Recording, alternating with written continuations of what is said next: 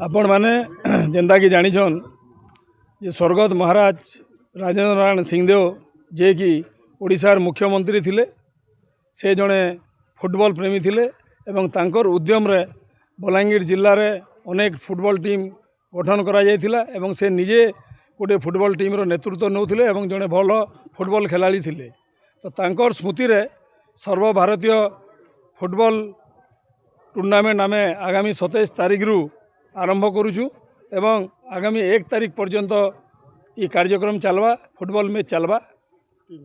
Team माने आमर सर्वभारतीय स्तर रु आसुचन, कोलकाता रु आसुचन, भिलई रु आसुचन, छत्तीसगढ़ रु आसुचन, ओडिशार अनेक टीम आसुचन। सर्वमोट 8टा टीम आसिकी आमर आमर ये अंशग्रहण करबे टूर्नामेंट रे एवं फाइनालटा आमर 1 तारिख रे हबो। 27 तारिख दिन आमर 2टा मैच अच्छे।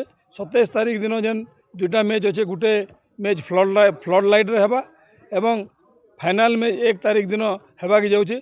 ये आमर कमिटीर अध्यक्ष जे अछन आमर पूर्वतन मंत्री अनंग उदय सिंहदेव महोदय एवं आमर जे मान्यवर विधायक बलांगीर कलिकेश नारायण सिंहदेव महोदय तार सभापति अछन एवं तांकर प्रत्यक्ष तत्वावधान रे तार संगे संगे आमर डिस्ट्रिक्ट एथलेटिक एसोसिएशन रो कर्मकर्ता मानकर सहयोग रे এই कार्यक्रमटा आमर ये टूर्नामेंटा आमर अनुष्ठित होगा कि जाऊे।